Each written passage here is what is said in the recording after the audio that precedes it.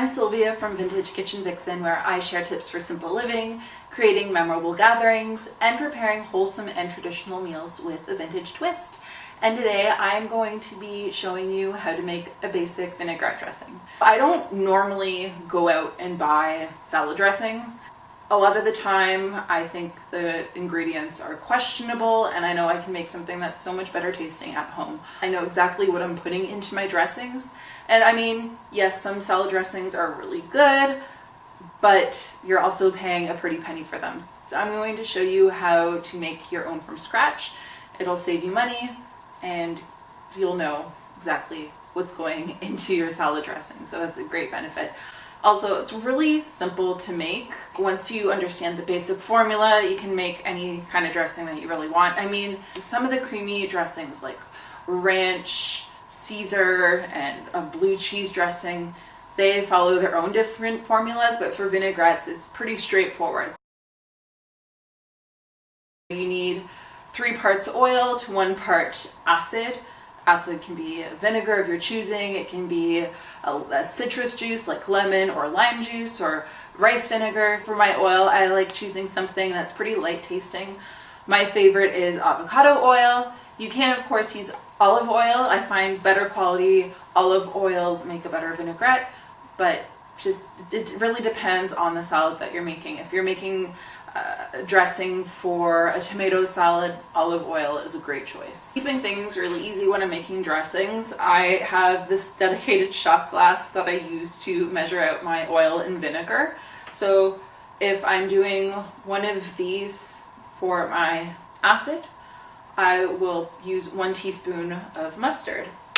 And the purpose of the mustard and the dressing, it helps to bind everything together. It's an emulsifier. I use a Dijon mustard. I wouldn't recommend a ballpark mustard.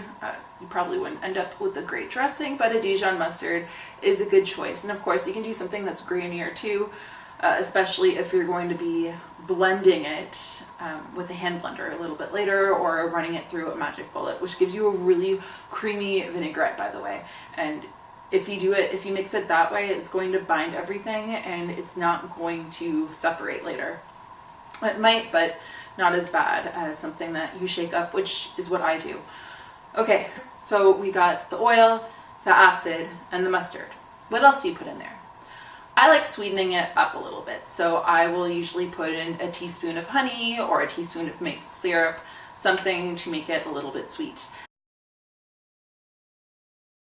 And then herbs and spices. So salt and pepper to taste, obviously.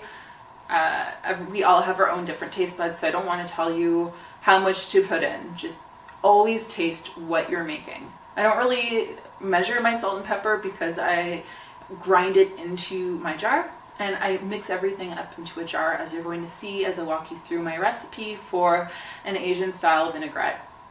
So herbs and spices, you can just use whatever you have on hand. If you have some fresh chives, amazing.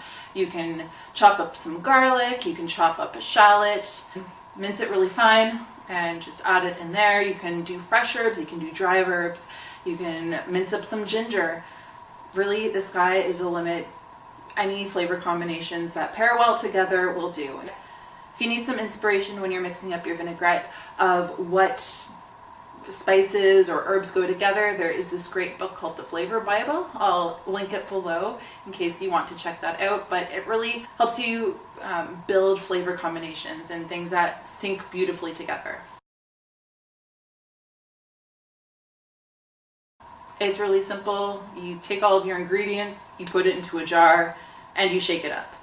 You also don't have to put it in a jar. That's the way I do it. It's the simplest way, and I usually have vinaigrette left over after my initial use, so I have something in the fridge that I can drizzle over a Buddha bowl later on in the week, or over any salads that I am making.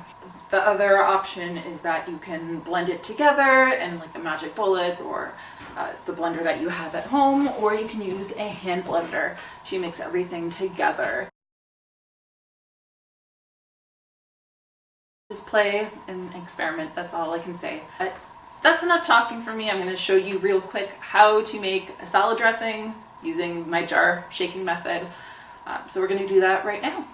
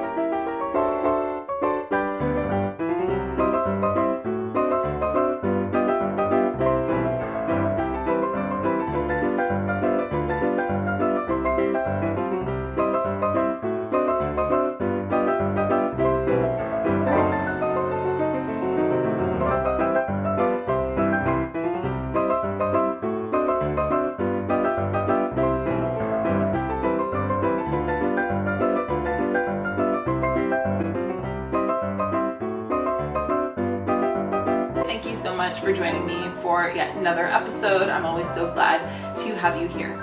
I hope you will subscribe, like this video, leave a comment if you have anything to contribute. Maybe you can share your favorite vinaigrette combinations below, or your favorite flavor combinations below. That would be really cool to get into a conversation with you about that and to hear what your favorite ingredients are when you're making vinaigrettes at home. And if you want to help me out, you can share this with somebody who you think will appreciate this video. So thank you again for joining me. I put out 2 new videos a week, so I will be seeing you real soon. Bye!